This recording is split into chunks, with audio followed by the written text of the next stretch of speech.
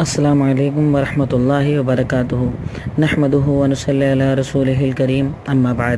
الحمدللہ کل ہم لوگوں نے 90 پارے کی تلاوت کو سنا اور اس کی تشریح میں نے رکھی آپ کے سامنے۔ آج 10واں پارہ اللہ کا بے پناہ احسان اور کرم ہے، قرآن کے تیسرے حصوں میں سے آج ایک حصہ ہمارے سامنے تلاوت میں مکمل ہوا۔ جیسا کہ میں کل آپ کو بتا رہا تھا کہ کل میں نے آپ کے سامنے جو سورہ انفال کا حصہ پڑھا اس میں اللہ رب العالمین نے غزوہ بدر کا ذکر کیا ہے، اسلام کی پہلی جنگ۔ آج کے پارے کی ابتدا میں اللہ رب العالمین اسی جنگ کے تعلق سے ایک بات کو ذکر کرتا ہے آیت نمبر 43 کے اندر، اذ یریکہم اللہ فی منامک قلیلا ولو اراکہم کثیرا لفشلتم ولتنازعتم فی الامر۔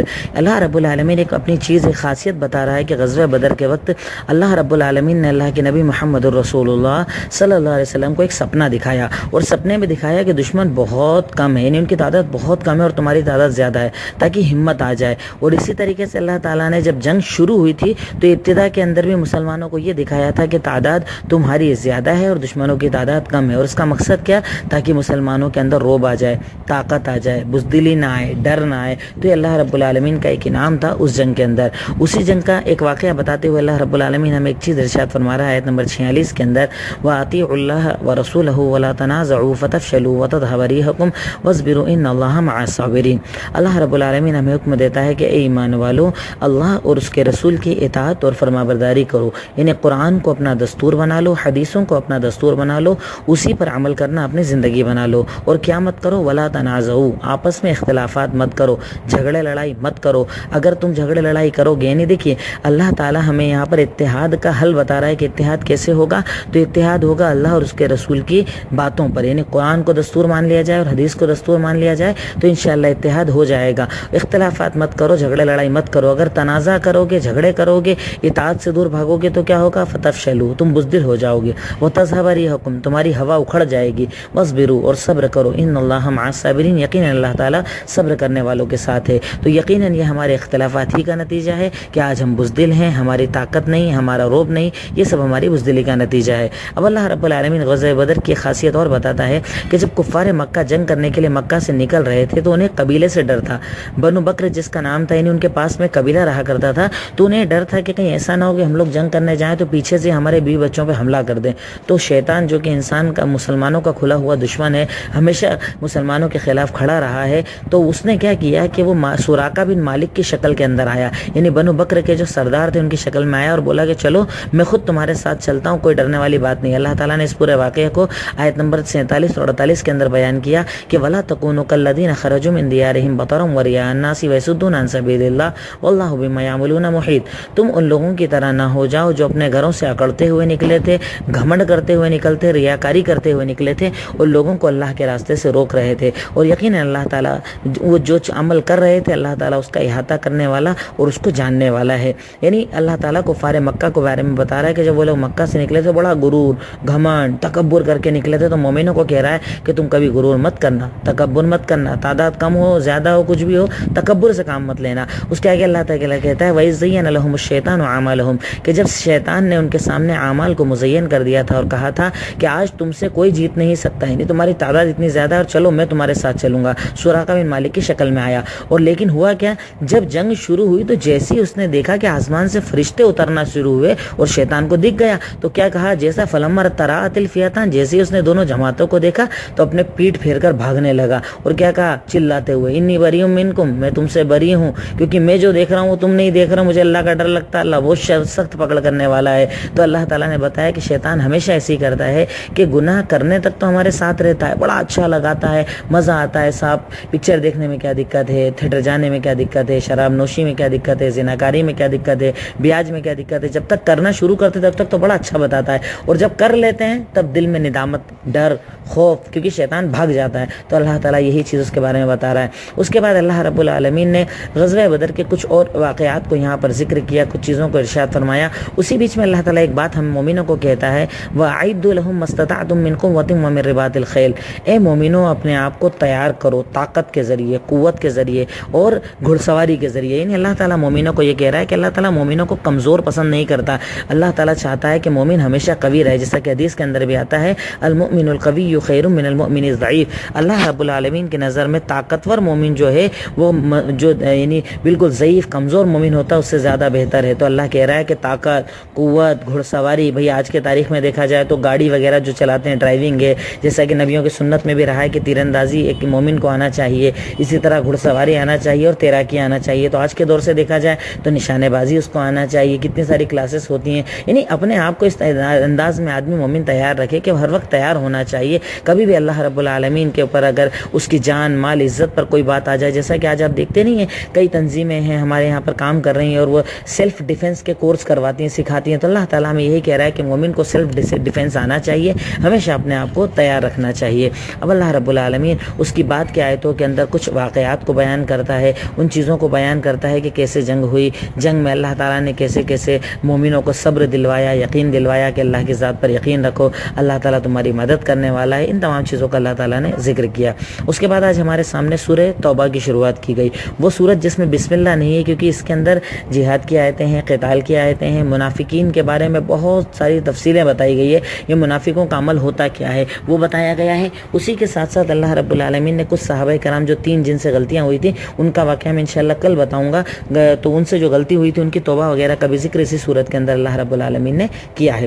اللہ رب العالمین سورت کی ابتدا کے اندر جہاد کے احکامات کو بیان کرتا ہے کہ تم لوگ جب جان، مال، عزت پر بات آ جائے تو ایک مومن کو جہاد کرنا ہے، اسلام کے لیے، اعلاء کلمت اللہ کے لیے۔ اسی طریقے سے جہاد کے احکامات اللہ تعالیٰ نے بتایا کہ اگر کسی سے تمہارا عہد و پیمان ہے کہ تم اس سے نہیں لڑو گے تو اس کے حقوق کا خیال رکھو، حقوق کی پابندی کرو، اس کے ساتھ کبھی ظلم نہ کرو، اس کے ساتھ اچھا سلوک کرو۔ لیکن کوئی اگر بدعہدی کرتا ہے تو اس کا انجام کیا ہوگا، اس کو کیا سزا دی جائے گی، اللہ رب العالمین نے ان تمام چیزوں کا ابتدا کے اندر ذکر کیا۔ اس کے بعد اللہ تعالیٰ ایک آیت ارشاد فرماتا ہے، آیت نمبر 18 کے اندر اللہ تعالیٰ نے ارشاد فرمایا انما یعمر مساجد اللہ من آمن باللہ والیوم الآخر واقام الصلاۃ وآتى الزکاۃ ولم یخش الا اللہ فعسى اولئک ان یکونوا من المہتدین۔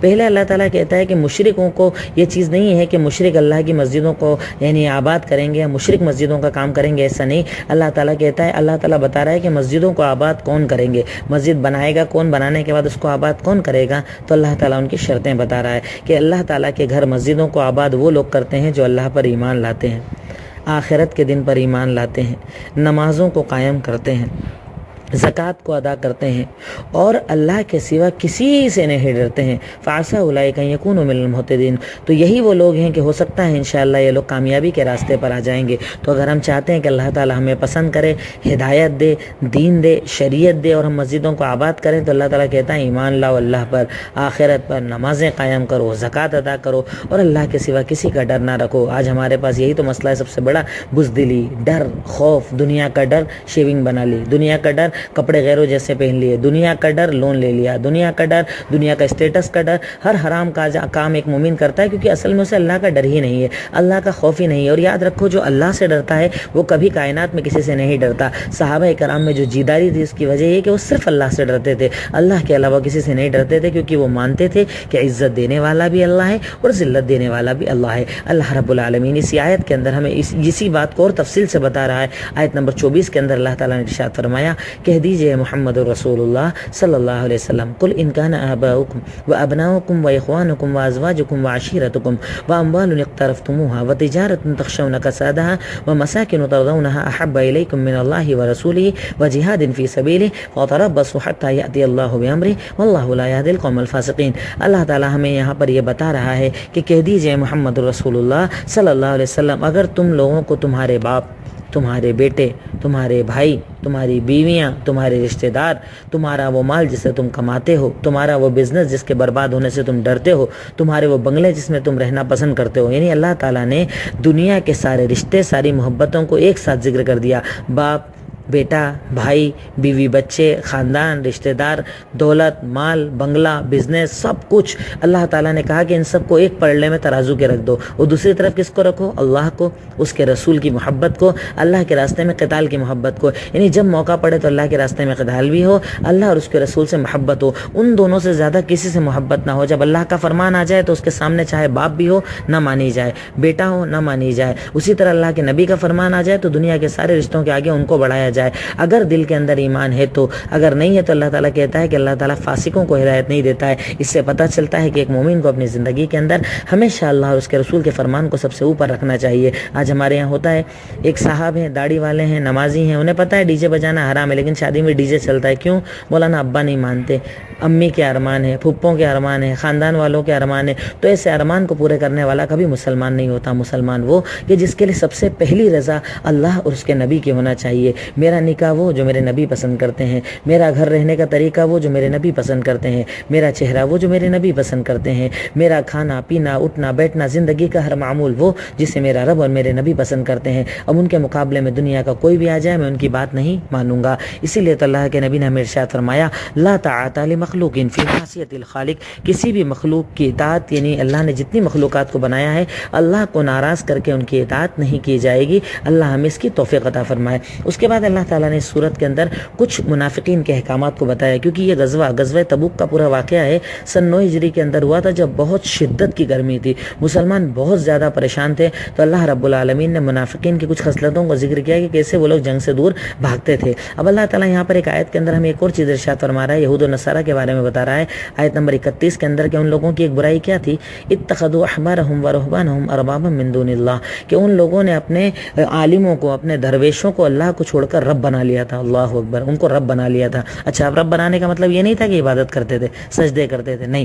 حضرت عدی بن حاتم ترمذی کی روایت ہے, وہ جب یہ آیت پڑھی سنی تو انہوں نے کہا, اے اللہ کے نبی ایسا نہیں تھا, ہم ان کی عبادت نہیں کرتے تھے, ہم تو ان کو صرف عالم مانتے تھے. کہا عالم تو مانتے تھے, لیکن بتاؤ اگر وہ کہتے تھے حلال مانتے تھے؟ کہا ہاں. اگر وہ کہتے تھے حرام مانتے تھے؟ ہاں. اگر اللہ نے کچھ حلال کیا اور وہ حرام بول دیں؟ بولے ہم مانتے تھے. اگر اللہ نے کچھ حلال کیا اور وہ حرام بول دیں تو ہم عالموں کی مانتے تھے. یعنی عالم کے سامنے ہم نہ اللہ کی مانتے تھے نہ اللہ کے نبی کی. تو کہا یہی تو عبادت کرنا ہے, یہی تو عبادت ہے. ذالک تلک عبادتہم ایہم, یہی تو ان کی عبادت کرنا ہے کہ دنیا میں تم کسی بھی انسان کی بات اللہ اور اس کے نبی کے آگے اگر مانو گے تو مطلب تم اس کی عبادت کرتے ہو, اور اللہ نے اسے حرام قرار دیا ہے. پھر اللہ تعالیٰ آیا اس کے بعد خرچ کرنے کے بارے میں کہ ہمیں خرچ کرنا چاہیے, خاص طور سے زکوٰۃ کو ادا کرنا چاہیے, صدقات کو ادا کرنا چاہیے. جو فرض ہے وہ بھی دو, اس کے علاوہ نفلی صدقہ و خیرات کرو, غریبوں کی مدد کرو. کیوں؟ اللہ تعالیٰ کہتا ہے.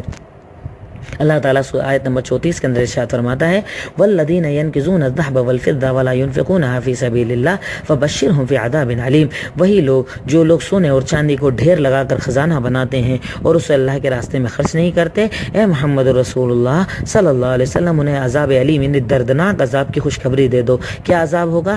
یوم یحمى علیہا, ان کا یہی مال, یہی دولت, یہی زیورات اللہ تعالیٰ گرم کروائے گا. گرم کرنے کے بعد ان کی پیشانی پر چپکایا جائے گا, ان کے پہلو پر چپکایا جائے گا, ان کی پیٹھوں پر اس کو چپکایا جائے گا. یعنی اللہ تعالیٰ داغے گا اس کے ذریعے, اور کیا کہے گا, یہی وہ سونا ہے نا جو تم جمع کرتے تھے, یہی زیورات تم لوگ جمع کرتے تھے, تو چکھو آج عذاب جو تم نے اللہ تعالیٰ کے راستے میں خرچ نہیں کیا. تو ایک مومن کو رمضان آئے تب بھی اور غیر رمضان میں بھی اللہ تعالیٰ کے راستے میں خوب خرچ کرنا چاہیے, خوب عطا کرنا چاہیے, خوب لوگوں کی مدد کرنا چاہیے. اب اللہ تعالیٰ اس کے بعد جیسا میں بتا رہا تھا کہ غزوہ تبوک میں بڑی شدت کی گرمی تھی, تو کچھ مومن پیچھے ہٹ گئے جنگ میں جانے سے, اسی طرح منافق پیچھے ہٹ گئے. تو اللہ تعالیٰ بڑی وعید والا ایک جملہ کہتا ہے کہ الا تنفروا يعذبكم اللہ, اگر تم اللہ کے نبی کے حکم کے بعد بھی نہیں نکلو گے اللہ تمہیں دردناک عذاب دے گا, اور تم کو مٹا کر نئی قوم لائے گا, اور اللہ تعالیٰ کو تم کوئی تکلیف نہیں پہنچا سکتے, کیونکہ اللہ تعالیٰ ہر چیز پر قدرت رکھنے والا ہے. اس کے بعد اللہ تعالیٰ اللہ کے نبی کے اس واقعے کو ذکر کرتا ہے کہ جب آپ مکہ سے ہجرت کر کے نکلے تھے, 2 لوگ تھے غار میں چھپے تھے,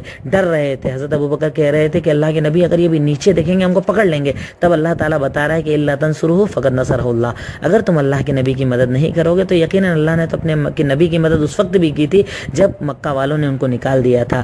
ثانی اثنین آیت نمبر 40, جب وہ صرف 2 تھے, جب وہ لوگ غار کے اندر تھے, جب ابوبکر ان سے کہہ رہے تھے کہ ارے اگر وہ ہمیں دیکھ لیں گے پکڑ لیں گے, تو اللہ کے نبی نے کیا کہا, لا تحزن ان اللہ معنا, ڈرو مت اللہ ہمارے ساتھ ہے. اللہ اکبر, کیا شان تھی ہمارے نبی کی کہ اللہ نے کہا کہ میں تمہارے ساتھ ہوں. جب پکا مومن ہو, ایمان پکا ہو, تو اللہ رب العالمین اس کی مدد کرتا ہے, اور ایسا لشکر بھیجا جس کو تم دیکھ نہیں رہے تھے. واقعی اللہ تعالیٰ کی مدد اپنے مومن بندوں کے ساتھ آتی ہے. اس کے بعد اللہ تعالیٰ نے منافقوں کی کچھ خصلتوں کا ذکر کیا کہ نماز پڑھتے ہیں سستی کرتے ہوئے, اللہ کے راستے میں خرچ نہیں کرتے ہیں, خود بھی دین کا کام نہیں کرتے اور کرنے والوں کو بھی تکلیف دیتے ہیں, پریشان کرتے ہیں, ان کے حوصلوں کو پست سخت کرتے ہیں، انہیں تکلیف دیتے ہیں، اللہ رب العالمین نے ان تمام چیزوں کو ذکر کیا۔ اس کے بعد اللہ رب العالمین نے زکوٰۃ کے مصارف بتایا آیت نمبر 60 کے اندر کہ زکوٰۃ کن لوگوں کو دینا چاہیے۔ تو اللہ تعالیٰ کہتا ہے انما الصدقات للفقراء والمساکین، زکوٰۃ کے مستحق کون ہیں؟ فقیر لوگ، مسکین لوگ۔ زکوٰۃ کی وصولی پر جن کو نوکری دی جائے ان کی نوکری کی سیلری اس سے دی جا سکتی ہے۔ والمؤلفۃ قلوبہم، ایسا غیر مسلم جس کا دل اسلام کے قریب ہو اس کی مدد کی جا سکتی ہے۔ وفی الرقاب، گردنوں کو آزاد کرانے میں، غلاموں کو، جیسے آج ہمارے دور میں اگر کوئی بے گناہ پھنسا ہوا ہے اس کی آزادی میں۔ والغارمین، قرض داروں کے قرض کی ادائیگی میں۔ وفی سبیل اللہ، وہ لوگ جو اللہ کے راستے میں قتال کرتے ہیں ان لوگوں کو۔ وابن السبیل، مسافروں کو۔ یعنی یہ 8 طرح کے لوگ ہیں جن کو زکوٰۃ میں سے مدد کی جا سکتی ہے۔ فقیر کو، مسکین کو، سیلری جو لوگ زکوٰۃ وصول کرتے ہیں ان کی سیلری دینے کے لیے، ایسا غیر مسلم جس کا دل اسلام کے قریب ہے اس کی مدد کر سکتے ہیں، گردن آزاد کروا سکتے ہیں، قرض داروں کی مدد کر سکتے ہیں، اللہ کے راستے میں قتال کرنے والوں کی مدد کر سکتے ہیں۔ اسی طریقے سے اللہ جو مسافرین ہوتے ہیں ان کی مدد میں زکوٰۃ کو استعمال کیا جا سکتا ہے۔ اللہ رب العالمین نے اس کا حکم دیا ہے۔ اس کے بعد پھر اللہ تعالیٰ آیا تو منافقین کے بارے میں 67 نمبر 68 نمبر 69 نمبر ان آیتوں کے اندر اللہ رب العالمین نے منافقین کا ذکر کیا، منافقوں کی خصلتوں کے بارے میں بتایا۔ تو اس کے بعد ان کے ذکر کے بعد اللہ تعالیٰ آتا ہے مومنوں کے ذکر کی طرف۔ آیت نمبر 71 میں اللہ تعالیٰ کہتا ہے والمؤمنون والمؤمنات بعضهم اولیاء بعض، یقیناً مومن مرد اور مومن عورت آپس میں ایک دوسرے کے ولی ہوتے ہیں، دوست ہوتے ہیں، بھائی بہن ہوتے ہیں۔ کیا خاصیت ہے ان کی؟ کیا کرتے ہیں یہ لوگ؟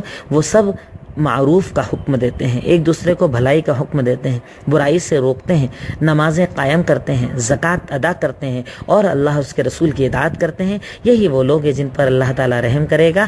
یہی یقیناً اللہ تعالیٰ عزیز ہے اور حکمت والا ہے۔ یعنی اللہ تعالیٰ مومنوں کی شان بتا رہا ہے کہ مومن کون۔ آج ہم لوگ دیکھیں ہم کیا مومن ہیں، ہماری کیا خاصیت ہے؟ کیا ابھی ہم کسی کو کہتے ہیں کہ بھائی نماز پڑھو، روزہ رکھو، زکوٰۃ دو، سچ بولو، جھوٹ مت بولو، یعنی بھلائی کا حکم دو، برائی سے روکو، وہ مومن ہوتا ہے۔ نمازیں قائم کرے، صرف رمضان میں نہیں کہ تراویح رمضان آئی ٹوپی دھلوا لی، کپڑے دھلوا لیے، بالکل پابندی سے نمازی بن گئے، رمضان کے جاتے ہی نماز ختم، وہ والے نہیں، ریگولر نماز پڑھنے والے، زکوٰۃ ادا کرنے والے، اللہ اور اس کے رسول کی اطاعت کرنے والے کہ اللہ جو کہہ دے حلال وہ حلال، اللہ کے نبی جو کہہ دے حلال وہ حلال، جو کہہ دے حرام وہ حرام، ان کے حکم کے آگے جھکنے والا وہ اصل میں مومن ہے اور اسی کی اللہ تعالیٰ مدد کرنے والا ہے۔ پھر اس کے بعد اللہ رب العالمین نے منافقین کے بارے میں دوبارہ ذکر کیا، یہ کہا کہ غزوہ تبوک کے اندر جب مومن نکل گئے تو ان کے پیچھے جو منافق گھر میں رک گئے تھے، جنگ کرنے نہیں گئے تھے، بڑے خوش ہو رہے تھے کہ اچھا ہوا ہم لوگ نہیں گئے، گرمی بہت زیادہ ہے، پریشان ہو جاتے۔ تو اللہ تعالیٰ نے ان کے بارے میں بتایا۔ کل انشاءاللہ میں واقعہ آپ کے سامنے بتاؤں گا کہ 3 صحابہ کرام جو جنگ میں نہیں گئے تھے،